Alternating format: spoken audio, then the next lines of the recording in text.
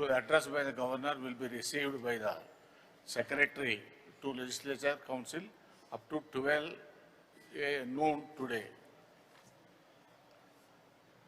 All the papers are deemed to have been laid on the placed and laid on the table of the House.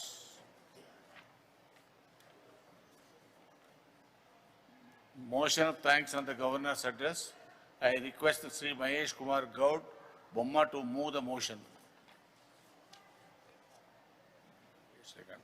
Adhyaksha, I propose that the members of Telangana Legislative Council assembled at the 26th session are deeply grateful to the Governor for the address which he has been pleased to deliver to the members of Telangana Legislative Council on 16 March 2026. I request Sri Adhaki Dayakar Gaud, Dayakar to move the motion. అధ్యక్ష, governor గారు 16/3/2026 తేదీన తెలంగాణ శాసన పరిషత్ సభ్యులను ఉద్దేశించి దయతో చేసిన ప్రసంగానికి ఈ 26వ సమావేశానికి హాజరైన తెలంగాణ శాసన పరిషత్ సభ్యులు ప్రగాఢ కృతజ్ఞతాబద్ధులై ఉన్నారు. నేను మహేష్ కుమార్ గౌడ్ గారు చేసిన ప్రతిపాదనను బలపరుస్తున్నాను. Now the discussion on motion of thanks on address by the Honorable Governor, Sri Mahesh Kumar Gaud garu. అధ్యక్ష, గవర్నర్ గారి ప్రసంగం మీద మాట్లాడే అవకాశం ఇచ్చినందుకు ధన్యవాదాలు అధ్యక్ష. గవర్నర్ గారి ప్రసంగం రాష్ట్ర అభివృద్ధి యొక్క దిశను చూపినట్టుగా ఉంది అధ్యక్ష. గవర్నర్ గారు రాష్ట్ర దిశ చూపుతున్న సమయంలో విపక్షాల వైఖరి మాత్రం కొంత ఇబ్బందికరంగా ఉన్నటువంటి పరిస్థితి అధ్యక్ష. రాష్ట్ర ప్రభుత్వం ప్రజాపాలనకు అద్దం పట్టేలా గవర్నర్ శివప్రసాద్ శుక్లా గారి ప్రసంగం సాగింది. రాష్ట్ర అభివృద్ధి సంక్షేమ కార్యక్రమాల దిశను స్పష్టంగా ఆ ప్రసంగంలో ప్రతిబింబించింది. ప్రజల సంక్షేమం, రైతుల అభివృద్ధి, మహిళల సాధికారిత, యువతకు ఉపాధి అవకాశాలపై ప్రభుత్వం చేపడుతున్నటువంటి కార్యక్రమాలను గవర్నర్ గారు వివరంగా వివరించినారు. ప్రభుత్వం చేస్తున్న మంచి పనులను గవర్నర్ ప్రసంగాన్ని ప్రతిపక్ష సభ్యులు కొంత జీర్ణించుకోలేకపోయినారు అధ్యక్ష. ఇది ఏమైనా 2 సంవత్సరాలుగా కాంగ్రెస్ ప్రభుత్వం అధికారంలోకి వచ్చిన తర్వాత మాన్య ముఖ్యమంత్రి రేవంత్ రెడ్డి గారు చేస్తున్న అభివృద్ధి సంక్షేమ ఫలాలు ఇలా ప్రజలకు అందుతూ ఉన్నాయి. ప్రజలు వాటిని రుచిగా ఆస్వాదిస్తూ ఉన్నారు. రేవంత్ రెడ్డి గారి నాయకత్వంలో అధ్యక్ష మా ప్రభుత్వం అభివృద్ధి సంక్షేమ ధ్యేయంగా అడుగులు ముందుకు వేస్తూ ఉంది. అన్ని వర్గాల అభ్యున్నతిని ఆకాంక్షిస్తూ మా ప్రయాణం కొనసాగుతూ ఉంది. ఇందిరమ్మ రాజ్యంలోని సకల జనులు సంతోషంగా ఉన్నారు. మా ప్రభుత్వం ప్రజలంతా సంతృప్తిగా ఉన్నారు. వారి భవిష్యత్తుకు మరింత పునాదులు వేయడానికి మా ప్రభుత్వం, మా ముఖ్యమంత్రి నిరంతరం తాపత్రయపడుతూ ఉన్నారు. నిత్యం 18 గంటలు పనిచేస్తూ అప్పుల తెలంగాణను ముందుకు తీసుకెళ్తా ఉన్నారు అధ్యక్ష. 16,000 మిగులు బడ్జెట్తో ఉన్నటువంటి తెలంగాణని ఆనాటి యూపీఏ ప్రభుత్వం సోనియామ్మ గారు ఇస్తే, గత ప్రభుత్వం 10 ఏళ్ల పాలనలో 8 లక్షల కోట్ల అప్పుల కుప్ప చేసి మా చేతికి ఇచ్చిపోయింది అధ్యక్ష. అలాంటి పరిస్థితిలో ప్రభుత్వం చేపట్టి ముఖ్యమంత్రిగా ప్రమాణ స్వీకరించినటువంటి రేవంత్ రెడ్డి గారు సర్వశక్తులు కూడగట్టుకొని ఒక్కొక్క ఇటుక పేరుస్తూ రైజింగ్ తెలంగాణ వైపు అడుగులు వేయిస్తూ ఉన్నారు. తెలంగాణలో దేశంలో నంబర్ 1గా చేయడానికి మా ప్రభుత్వం నడుమించదు అధ్యక్ష. హైదరాబాద్ను విశ్వనగరంగా తీర్చిదిద్దడానికి ప్రభుత్వం అడుగులు వేస్తూ ఉన్నారు. మా పోటీ చెన్నై, బెంగళూరు, ముంబై కాదు అధ్యక్ష. టోక్యో, సింగపూర్, న్యూయార్క్ లాంటి నగరాలని చెప్పి మరి ఆ వైపు అడుగులు తీస్తూ ఉన్నారు అధ్యక్ష. గ్లోబల్ సమ్మిట్ నిర్వహించి తెలంగాణ పేరును విశ్వవ్యాప్తంగా చేశాము. హైదరాబాద్లో 2 రోజుల పాటు తెలంగాణ రైజింగ్ గ్లోబల్ సమ్మిట్ విజయవంతంగా నిర్వహించాము. పెట్టుబడులు, పారిశ్రామికవేత్తలు, పారిశ్రామిక రంగంలోని నిపుణులు ఒక వేదిక మీదకి తీసుకొచ్చి పెట్టుబడులు ఆకర్షించగలిగినాము. ఏకంగా అధ్యక్ష ఎవ్వరు ఊహించని విధంగా 5,75 లక్షల కోట్ల పెట్టుబడులు సాధించిన ప్రభుత్వం కొత్త చరిత్ర సృష్టించిన అధ్యక్ష. వీటన్నిటికీ గ్రౌండ్ చేయడానికి మా ముఖ్యమంత్రి మా అధికారులు ప్రయత్నాలు చేస్తూ ఉన్నారు. ఇటీవల బయోఏషియా 2026 అంతర్జాతీయ సదస్సు నిర్వహించి మరో 1700 కోట్ల పెట్టుబడుల్ని తీసుకురాగలిగినాం. అధ్యక్ష, మా ప్రభుత్వం మా ముఖ్యమంత్రి ఒక దీర్ఘకాలిక ప్రణాళికతో ముందుకు వెళ్తూ ఉన్నారు. ఒక నిర్దిష్టమైన లక్ష్యాన్ని రూపొందించుకొని ఆ దశగా అడుగులు వేస్తున్నారు. మా ముఖ్యమంత్రి ధైర్యశాలి, సాధించగలుగుతామన్న ఆత్మవిశ్వాసం ఉంటేనే లక్ష్యాన్ని నిర్దేశించుకుంటారు. ఒక దీర్ఘకాలిక లక్ష్యాన్ని ఏర్పాటు చేసుకొని ఆ దశగా తెలంగాణని ముందుకు తీసుకెళ్తా ఉన్నారు. విజన్ 2047లో భాగం తెలంగాణ $3 ట్రిలియన్ ఆర్థిక వ్యవస్థకి చేరుకోవాలన్నది. ఇందులో భాగంగా తెలంగాణ రైజింగ్ విజన్ 2047 డాక్యుమెంట్ కూడా ఆవిష్కరించింది. 2034 నాటికి $1 ట్రిలియన్ ఆర్థిక వ్యవస్థను మార్చాలని లక్ష్యంగా పెట్టుకున్నాం. 2047 నాటికి తెలంగాణ $3 ట్రిలియన్ ఆర్థిక వ్యవస్థగా తీర్చాలన్న సంకల్పంతో ముందుకు వెళుతా ఉన్నాం అధ్యక్ష. మరోవైపు హైదరాబాద్ను విశ్వనగరంగా చేయడానికి మా ప్రభుత్వం నడుబిగించింది. నగరంలో ఆక్రమణకు గురైనటువంటి చెరువులు, ట్యాంకులు పునరుద్ధరించడానికి మా ప్రభుత్వం నడుం బిగించింది. ఇందుకోసం హైడ్రాను ఏర్పాటు చేసి దాదాపుగా 60,000 కోట్ల విలువైనటువంటి 1,045 ఎకరాల పైగా ఆక్రమణలను, కబ్జాలకు గురైన చెరువులు, భూములు, ప్రభుత్వ భూములు తిరిగి స్వాధీనం చేసుకున్నా ఉంది. అధ్యక్ష, హైడ్రా ఏర్పాటు చేసినప్పుడు ప్రతిపక్షాలు చాలా విష ప్రచారం చేశాయి. తప్పుడు ప్రచారంతో ప్రజలను రెచ్చగొట్టడానికి ప్రయత్నం చేశాయి. కానీ నేడు హైడ్రా చర్యలతో హైదరాబాద్ నగర ప్రజలు సంతోషంగా ఉన్నారు. హైడ్రాకు మా ముఖ్యమంత్రికి జేజాలు పలుకుతూ ఉన్నారు. అధ్యక్ష, కుంటిపడిపోయినటువంటి బతుకమ్మ కుంట, నల్ల చెరువు లాంటి చెరువుల్ని ఆక్రమణ నుంచి తీసుకొచ్చి పూర్వ వైభవం తీసుకొచ్చి ప్రజలు సంతోషంగా ఉండే విధంగా ప్రయత్నాలు చేస్తూ ఉన్నాం. మరోవైపు కాలుష్యానుసరంగా తయారైనటువంటి మూసీ పునరుజ్జీవం కోసం ముఖ్యమంత్రి రేవంత్ రెడ్డి గారు నడుం బిగించినారు. 55 కిలోమీటర్ల మూసీ రివర్ ఫ్రంట్ ట్రాన్స్ఫర్మేషన్ ప్రాజెక్ట్ని మా ప్రభుత్వం చేపట్టింది. ఉస్మాన్ సాగర్, హిమాయత్ సాగర్ జంట జలాశయాల నుంచి గాంధీ సరోవర్ వరకు ఫేజ్ 1 ప్రాజెక్టు త్వరలో ప్రారంభమవుతా ఉంది. మూసీ ప్రాజెక్టులో భాగంగా గోదావరి ఫేజ్ 2, ఫేజ్ 3 ప్రాజెక్టులను పనులు వేగంగా జరుగుతూ ఉన్నాయి. గోదావరి నీటిని ఉస్మాన్ సాగర్, హిమాయత్ సాగర్కు అనుసంధానం చేసి 2.5 టీఎంసీ నీటిని మూసీ పునర్జీవన ప్రాజెక్టుకు అందిస్తాం అధ్యక్ష. మూసీ విషయంలో కూడా చాలా రాద్ధాంతం చేశారు. మూసీలు నివసిస్తున్నట్టు బీద ప్రజల గురించి వారి గోడు పట్టట్లే. ఆ గోడు ఉన్నట్టు ప్రభుత్వం ఏకంగా వారికి పునరావాసం కలగజేసి మూసీ ప్రక్షాళనకు పూనుకున్నాం అధ్యక్ష. తెలంగాణ ప్రభుత్వం గాంధీ సరోవర్ ప్రాజెక్టును ప్రతిష్టాత్మకంగా చేపట్టింది. మూసీ, ఈసా నదుల సంగమం వద్ద మహాత్మా గాంధీ బోధనలే కేంద్రీకృతంగా ప్రపంచ స్థాయి కేంద్రంగా దీన్ని తీర్చిదిద్దాలనుకుంటా ఉన్నాం. దీనిపై ప్రతిపక్షాలు పెద్ద తప్పుడు ప్రచారం చేస్తూ ఉన్నాయి. నిర్వాసులు రెట్టగొచ్చే ప్రయత్నం చేస్తూ ఉన్నాయి. ముఖ్యమంత్రి చాలా స్పష్టంగా ప్రకటించారు, మూసీ బాధితుల్ని అన్ని విధాలుగా ఆదుకొని తీరుతాం అధ్యక్ష. ఎవరికి కూడా అన్యాయం జరగకుండా తగు చర్యలు తీసుకుంటా ఉన్నాం. మరోవైపు పారిశ్రామికంగా తెలంగాణ ముందుకు తీసుకెళ్లడానికి మా ప్రభుత్వం ముఖ్యమంత్రిగా నడుం బిగించారు. కొడంగల్ ఏరియా ఇండస్ట్రియల్ హబ్గా మారనుంది. జైరాబాద్లోని 3,245 ఎకరాల national industrial corridor smart city అభివృద్ధి జరుగుతూ ఉంది. ఎన్ఐసిడిసి, ఎన్ఐసిడిఐటి సంయుక్తంగా ఈ ప్రాజెక్టు చేపడతా ఉన్నాయి. జహీరాబాద్లోని నిమ్స్ అవసరమైనటువంటి మిగిలినటువంటి భూమి సేకరణ ప్రక్రియ కొనసాగుతూ ఉంది.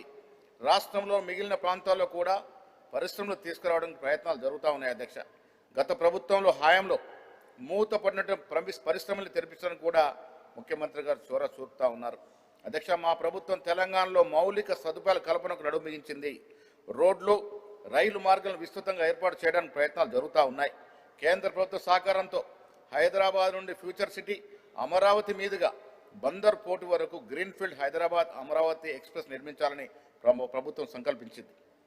మా ప్రభుత్వం హైదరాబాద్ నుండి బెంగళూరు, చెన్నై, పూణేలకు 3 హైస్పీడ్ బుల్లెట్ రైలు ప్రకటించింది అధ్యక్ష. శంషాబాద్ నుంచి బుల్లెట్ రైలు కేంద్రంగా అభివృద్ధి చేస్తామని ఇప్పటికే ప్రకటించినాము అధ్యక్ష. వరంగల్, ఆదిలాబాద్ ప్రజల యొక్క చాలా కాలంగా విమానాశ్రయాల కోసం ఎదురు చూస్తూ ఉన్నారు. గత ప్రభుత్వం నిర్లక్ష్యంగా అధ్యక్ష, గత ప్రభుత్వం నిర్లక్ష్యం కారణంగా వరంగల్లో కానీ ఆదిలాబాద్లో కానీ విమానాశ్రయాలు అవసరం ఉన్నప్పటికీ కూడా ఏమీ పట్టించుకున్న పాపన పోలే అధ్యక్ష. ఇప్పుడు కేంద్రంతో నిరంతరం సంప్రదింపులు జరిపి ఎయిర్పోర్ట్లో కొలిక్కి తీసుకొచ్చినాం అధ్యక్ష. వరంగల్లో భూసేకరణ కూడా జరిగింది. భూమిని కేంద్ర ప్రభుత్వానికి విమాన శాఖకి అప్పచెప్పడం జరిగింది. ఆదిలాబాద్లో కూడా త్వరలో భూసేకరణ జరగబోతుంది అధ్యక్ష. 2 విమానాశ్రయాలు అదనంగా హైదరాబాద్తో పాటు 2 అదనంగా విమానాశ్రయాలు తెలంగాణలో రాబోతా ఉన్నాయి. మా ప్రభుత్వం ఐటీ ఎగుమతుల్లో దూసుకుపోతుంది అధ్యక్ష. హైదరాబాద్లో మంచి వాతావరణం తయారు చేయడం, శాంతి భద్రత కాపాడడం, ఐటీ పరిశ్రమకు కావాల్సిన ప్రోత్సాహాలు ఇవ్వడం కూడా తెలంగాణ ఐటీ ఎగుమతులు 3.13 లక్షల కోట్లకు చేరుకున్నాయి. 9.39 లక్షల మంది యువకులకు ఐటీ ఉద్యోగాలు వస్తూ ఉన్నాయి అధ్యక్ష. గత ప్రభుత్వంలో ఐటీకి తామే బ్రాండ్ అంబాసిడర్ అని చెప్పుకుని షో చేశారు తప్ప సాధించింది ఏమీ లేదు అధ్యక్ష. రైతుల విషయానికి వచ్చినప్పుడు రైతు అంటేనే కాంగ్రెస్, కాంగ్రెస్ అంటేనే రైతు. వ్యవసాయాన్ని పట్టుకట్టింది మా పార్టీ. గతంలో దేశవ్యాప్తంగా రుణమాఫీ చేసిన చరిత్ర కూడా కాంగ్రెస్కి ఉంది అధ్యక్ష. 2009-10లో కూడా కొన్ని లక్షల కోట్ల రుణమాఫీ కేంద్ర ప్రభుత్వం ఇచ్చినటువంటి సందర్భం. మా ప్రభుత్వం కూడా 2 లక్షల రూపు రుణమాఫీ ఏకకాలంలో చేసిన చరిత్ర సృష్టించింది. ఏకంగా 20,616 కోట్లని రైతుల ఖాతాలో జమ వేసి దాదాపు 20 లక్షల మంది రైతులకి రుణవిముక్తులు చేసినటువంటి ఘనత మాది అధ్యక్ష. రైతు భరోసా కింద గత వానాకాలంలో 9 రోజుల్లోనే కేవలం 9 రోజుల్లో 9,000 కోట్ల రూపాయలు రైతుల ఖాతాలో వేశాం. ఇదొక చరిత్ర. దేశంలో ఏ ప్రభుత్వం కూడా ఇంత భారీ స్థాయిలో రైతులు ఆదుకున్న దాఖలాలు లేవు. ఈ యాసంగి పంట కోసం కూడా మరోసారి రైతు భరోసా నిధులు విడుదల చేయబోతా ఉన్నాం అధ్యక్ష. 22న రైతుల పండుగ జరుపుకోతా ఉన్నారు. రైతు సదస్సు జరుపుకోతా ఉంది. మా వ్యవసాయ శాఖ మంత్రి గారు ఇక్కడే ఉన్నారు. ముఖ్యమంత్రి గారు పాల్గొనే ఈ సమావేశంలోనే దాదాపు 60 లక్షల రైతులకి రుణమాఫీ రైతు భరోసా ఇవ్వబోతా ఉన్నాం అధ్యక్ష. గత ప్రభుత్వం ఉన్న వారు వరి వేసుకుంటే ఊరే అన్నారు. అలాంటిది మా ప్రభుత్వం మాత్రం వరి వేసుకున్న రైతులకి క్వింటాల్కి 500 రూపాయల బోనస్ ఇచ్చి రైతుల్ని ప్రోత్సహించి రైతులే కాకుండా కౌలు రైతులకు కూడా గణనీయంగా లబ్ధి పొందే విధంగా ప్రయత్నాలు చేశాం. ప్రభుత్వం 71.86 లక్షల మెట్రిక్ టన్నుల వరి ధాన్యాన్ని సేకరించింది. ఇందులో 39.8 లక్షల మెట్రిక్ టన్నుల ధాన్యం సన్నబియ్యం అధ్యక్ష. దేశంలో ఇప్పటివరకు జరిగినటువంటి ప్రొక్యూర్మెంట్ కానీ పండిన పంట కానీ యావత్ దేశంలో తెలంగాణలో చరిత్ర అధ్యక్ష. అంత పెద్ద ఎత్తున తెలంగాణలో సాధ్యమైంది. గత ప్రభుత్వ ధరణి పేరుతో రైతులకు ఏ రకంగా అన్యాయం చేసిందో చూసాం. అనేక మంది రైతులు చిన్న చిత్కర ఎకరా హాఫ్ ఎకరా పావు ఎకరా ఉన్నటువంటి రైతులు మోసపోయి ఆత్మహత్యలు చేసుకున్నటువంటి పరిస్థితి. ప్రభుత్వం అధికారులు హత్యలు కూడా జరిగాయి, మనం చూసాం. కాంగ్రెస్ అధికారంలోకి వచ్చిన తర్వాత ధరను రద్దు చేస్తాం ప్రకటించాం, రద్దు చేశాం. ఇప్పుడు భూభారత్ తీసుకొచ్చి వారి సమస్యల పరిష్కారం ప్రయత్నం చేస్తూ ఉన్నాం. ప్రత్యేకంగా భూభారత్ వ్యవస్థను తీసుకొచ్చాం. గ్రామ స్థాయిలో భూపాలన బలోపేతం చేయడానికి 5,010 గ్రామ పాలన అధికారులు, 5,520 లైసెన్స్ పొందినటువంటి సర్వేలతో సహా వివిధ స్థాయికి చెందినటువంటి 8,009 మందిని కొత్తగా నిధుల్లోకి తీసుకొచ్చినటువంటి సందర్భం. గత సంవత్సరం 3.76 లక్షల కొత్త పట్టాదారు పాస్బుక్లని మా ప్రభుత్వం జారీ చేసింది అధ్యక్ష. సాగునీటి రంగానికి మా ప్రభుత్వం అత్యంత ప్రాధాన్యత ఇస్తూ ఉంది. గత ప్రభుత్వం కాళేశ్వరం కడితే అది ఏ రకంగా కూలిందో మనం చూసాం. పాలమూరు రంగారెడ్డిని పూర్తిగా నిర్లక్ష్యం చేసినట్టు సందర్భం. అనేక సాగునీటి ప్రాజెక్టులను పట్టించుకోకుండా పెండింగ్లో పెట్టారు. ఎస్ఎల్బీసీని పట్టించుకోలేదు. మా ప్రభుత్వం వచ్చిన తర్వాత ఈ పెండింగ్ ఉన్నటువంటి ఈ ప్రాజెక్ట్ని మళ్ళీ పైకి తీసుకొచ్చిన సందర్భం. ఎస్ఎల్బీసీకి ప్రత్యేకంగా నిధులు ఇచ్చి దాంతోపాటు దేవాదులపై ఇటీవల మా ముఖ్యమంత్రి గారు ఇరిగేషన్ మంత్రిగా సమీక్ష నిర్వహించి దాన్ని కూడా ముందుకు తీసుకెళ్లే ప్రయత్నం చేస్తూ ఉన్నారు. కాళేశ్వరం ప్రాజెక్టు పని చేయకపోయినా తెలంగాణ రైతులు 70 లక్షల మెట్రిక్ టన్నుల వరి ధాన్యాన్ని పండించి దేశంలోనే నంబర్ 1గా చరిత్ర సృష్టించిన సందర్భం అధ్యక్ష. గత ప్రభుత్వం కృష్ణా గోదావరి జలాల వాటాలు రాష్ట్ర ప్రజల్ని గాలికి వదిలేసింది. రాష్ట్రానికి రావాల్సిన 512 టీఎంసీ నీళ్లు మాత్రమే చాలని కేసీఆర్ గారు హరీష్ రావు గారు సంతకాలు పెట్టినట్టు సందర్భం అధ్యక్ష.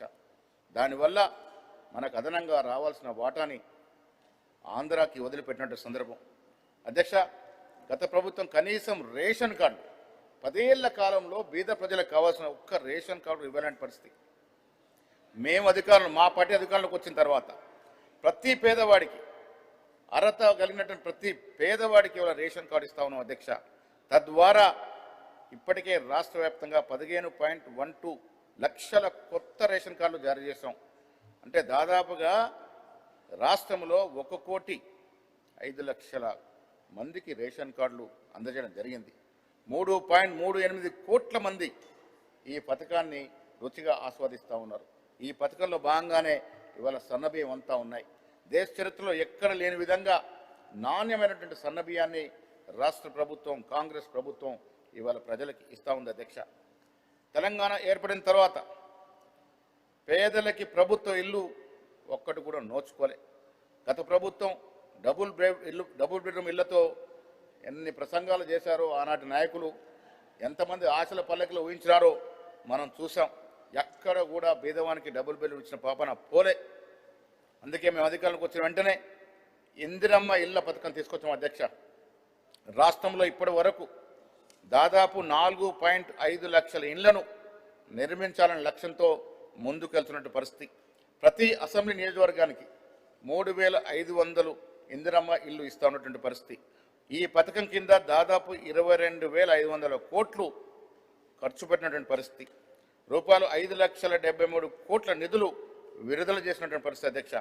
రాష్ట్రంలో ఏ గ్రామం చూసినా ఇందిరమ్మ ఇళ్ళ నీళ్ళతో కలకలలాడుతోంది. ఇది నిదర్శనం కాదా అధ్యక్ష? ఇది పేదల ప్రభుత్వం, పేదల కోసం పనిచేస్తున్న ప్రభుత్వం అని చెప్పడానికి ఇది ఒక పెద్ద ఉదాహరణగా చెప్పవచ్చు అధ్యక్ష. గత ప్రభుత్వం సహాయక మహిళలకు స్వయం సహాయక మహిళలను ఏమాత్రం పట్టించుకోలేదు. వాళ్ళ సంఘాలన్నీ కూడా మూతపడ్డాయి. వడ్డీ లేని రుణాలు ఊసే లేకుండా పోయింది. మా ప్రభుత్వం మా ముఖ్యమంత్రి వచ్చిన తర్వాత 1 కోటి మంది మహిళలను కోటీశ్వరులు చేయాలని ఒక ధ్యేయంగా అడుగులు వేస్తున్న పరిస్థితి. ఇప్పుడు మహిళా సంఘాలు కలకలలాడుతూ ఉన్నాయి. స్వయం సహాయక సంఘాలకు బ్యాంకు లింకేజీ శ్రీనిధి ద్వారా రూపాయలు 1,00,000 కోట్ల రుణాలు ఇవ్వాలని ప్రభుత్వం ఎంచుకుంది. 7 సంవత్సరాల్లో దాదాపు 57,000 కోట్ల రుణాలు పంపిణీ చేసినటువంటి పరిస్థితి అధ్యక్ష.